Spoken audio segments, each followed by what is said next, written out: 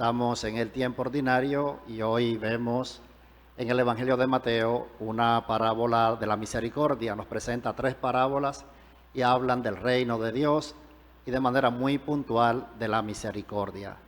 Nos vamos a centrar hoy en el Evangelio que hemos escuchado, que se ha proclamado en la reflexión. Para todos nosotros, queridos hermanos y hermanas, compartimos un deseo muy profundo, y este es que nos encantaría vivir en un mundo perfecto.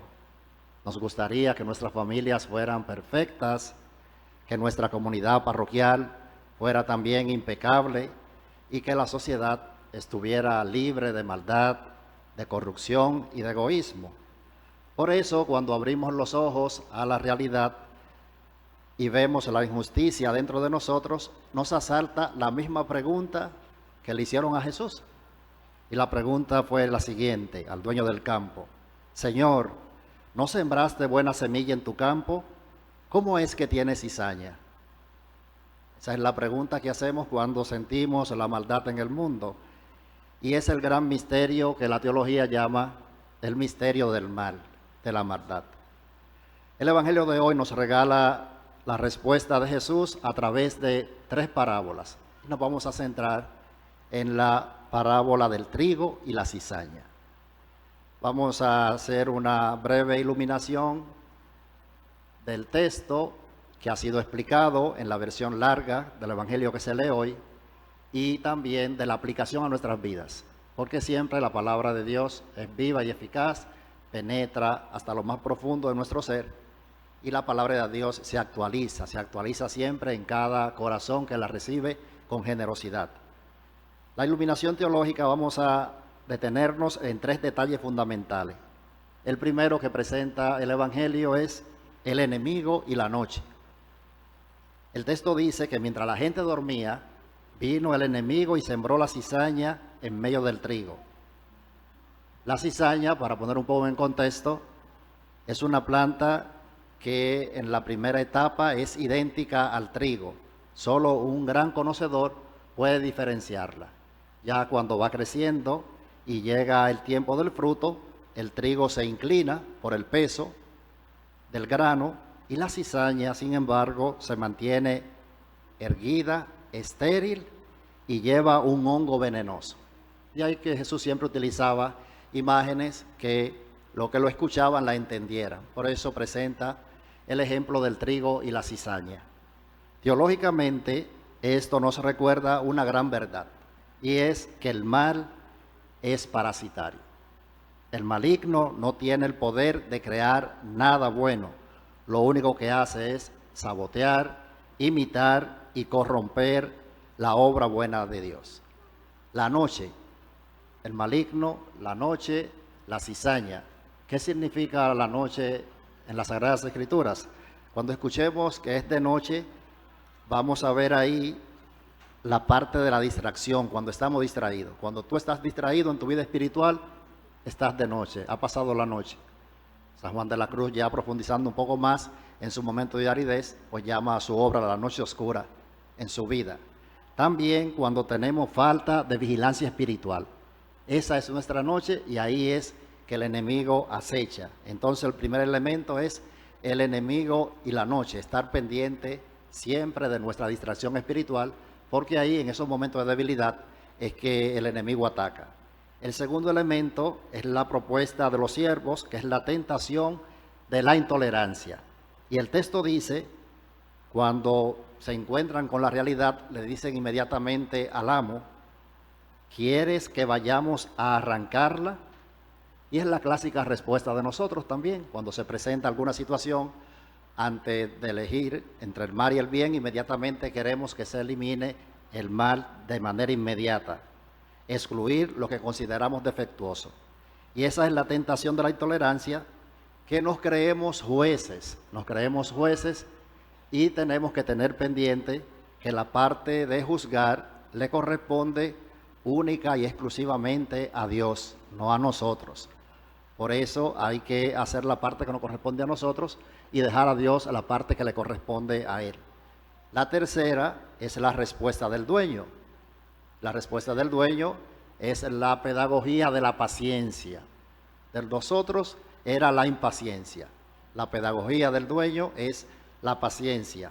La respuesta de Dios es la siguiente, dice el texto: no sea que al arrancar la cizaña arranquen también el trigo, déjenlos crecer juntos hasta la cosecha.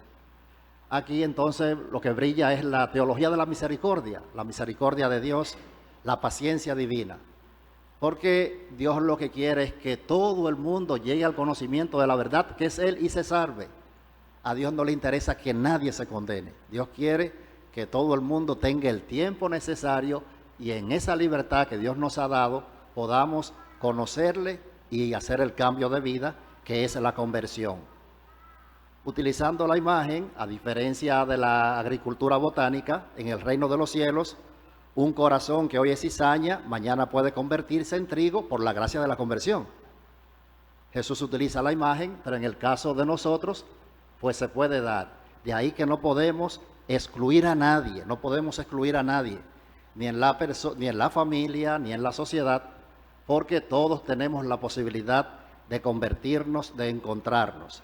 Imagínense ustedes si en la historia de la iglesia Dios hubiese utilizado la dinámica radical de arrancar la cizaña de golpe, no estuviéramos nosotros a San Pablo, que antes era un gran perseguidor de los cristianos, pero que además llegó a matar cristianos. No tendríamos a San Agustín, a San Ignacio de Loyola. Dios espera porque ama nuestra libertad y nos da tiempo para cambiar. Ahí entonces está el tema de la paciencia de Dios. Y en un segundo momento ya, ¿cómo aplicamos esto a nuestras vidas, al día a día? ¿Cómo vivir en un mundo mezclado del mal y el bien? Y San Agustín, comentando este texto, presenta la siguiente afirmación. Dice San Agustín: el campo que presenta el Evangelio es el mundo, pero el campo es también el corazón de cada hombre. Por tanto, vamos a dejar la dimensión universal del tema de la parábola y vamos a aplicar eso a la dimensión personal de cada uno de nosotros. Ese campo, esa línea divisoria entre el mal y el bien en nuestras vidas, y para eso lo vamos a presentar brevemente también la parte práctica en 3 dimensiones. Y la primera es aprender a vivir con nuestras luces y sombras. Cuando escuchamos el texto, de seguro que al igual que a mí, le llegó a la mente inmediatamente la parte de pensar de que nosotros somos el trigo puro. Cuando leemos el texto del trigo y la cizaña, uno inmediatamente dice, pues yo soy trigo y los demás son la cizaña. Pero claro, la realidad es que la línea que divide el bien y el mal cruza por el centro del corazón de cada uno de nosotros. Es una línea fina que divide. Entonces, en ese interior, en nuestra vida de fe, ahí entonces tenemos que ver de que Dios apuesta por nosotros porque es quien ha sembrado el trigo. En nosotros hay trigo, hay deseo de amar, deseo de servir, de rezar, de ser fieles, pero también hay cizaña. En nosotros hay trigo, pero también hay cizaña. Hay orgullo, envidia, egoísmo, pereza. El Papa Francisco, también comentando este texto, utilizaba una frase y es que tenemos que estar despierto ante el peligro del pelagianismo, que es creer que por nuestras propias fuerzas podemos ser perfectos y puros. Hay que estar atento a eso. Que creemos que solamente por la sabiduría humana, por los esfuerzos físicos que hacemos, por la vida que tenemos espiritual, sin la asistencia de Dios, podemos creernos de alcanzar la perfección y también la parte de la pureza. Este evangelio nos presenta el tema de la humildad, de ser paciente con los demás. Pero el ser paciente con los demás empieza con ser paciente conmigo mismo. Lo primero es eso, aceptar mis luces y mis sombras, pedir a Dios la gracia, y una vez comience ese proceso de aceptación, en esa misma medida comenzaremos a entender a los demás y a aceptarlo, porque si no se haría muy difícil. Al final de esta parte tenemos que tener pendiente que Dios sigue apostando por el trigo que hay en nosotros. Siempre Dios va a apostar por lo bueno que hay en nosotros, por el trigo que hay en nosotros. El segundo punto de esta aplicación práctica, después de la parte de ver nuestras luces y sombras, es en la familia y en la iglesia. Muchas veces nosotros vemos o etiquetamos a nuestros familiares y seres queridos en el hogar. A veces decimos que es el hijo rebelde o el hijo malo, o en la parroquia miramos con sospecha al que se equivoca. ¿Y qué dice Jesús en torno a esa parte? Dice, no arranques la planta antes de tiempo, no des a nadie por perdido.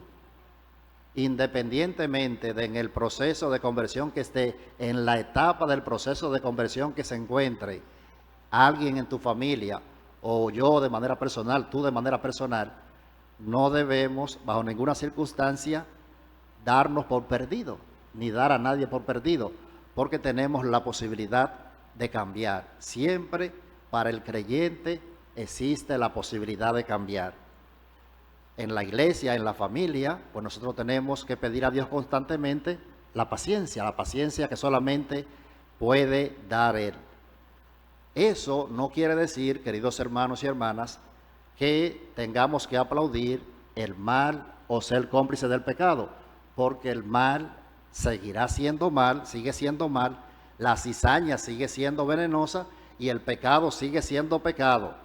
Esto lo que significa es que tenemos que amar al pecador, amar a la persona que está en ese proceso.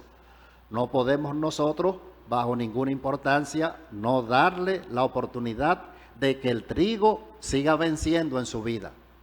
Porque Dios apuesta a nosotros y nosotros también tenemos que apostar a nosotros y apostar a aquellos hermanos. A veces en la familia siempre hay alguna persona por la que uno ora más, porque es la que está más lejos de Dios a los ojos de uno.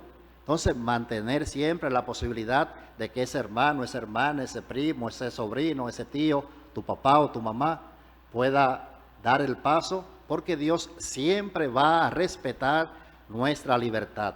Y nosotros también debemos respetar la libertad de nuestros hermanos, pero debemos de decirles siempre cuál es el camino. Y el último es la certeza del juicio final, trabajar el tema de la ansiedad. ¿Por qué? Porque la parábola que hemos escuchado nos lleva y debe de darnos siempre la paz. El cristiano no debe vivir angustiado tratando de controlar al mundo. El juicio no nos toca a nosotros. Dice el texto del Evangelio que el juicio le toca a los ángeles al final de los tiempos, dice el texto. El juicio le toca a Dios y a los ángeles al final de los tiempos. A nosotros, nuestra misión, nuestra única misión, es dar fruto como buen trigo. Esa es la misión tuya y la mía. Tenemos que dar fruto como buen trigo. Dejemos a Dios que sea Él quien juzgue, porque si no, perdemos el tiempo. Perdemos el tiempo, es lo que utilizamos cuando planificamos la parte de las variables controlables y las no controlables. No podemos dedicar tiempo a lo que es no controlable por nosotros. Lo mismo pasa en el campo de la fe. Aquellas cosas que corresponden al tema de juzgar, le corresponden única y exclusivamente a Dios. Nosotros vamos a preocuparnos de dar el buen trigo que Dios espera de nosotros. Y al final, queridos hermanos y hermanas, pues vamos a pedir a Dios que nos conceda la gracia de tener una mirada fija en Él, una mirada pacífica, misericordiosa y llena de esperanza. Vamos a pedir a nuestra Madre María, que conservaba todas estas cosas en su corazón, que nos enseñe el arte de la santa paciencia. Que así sea.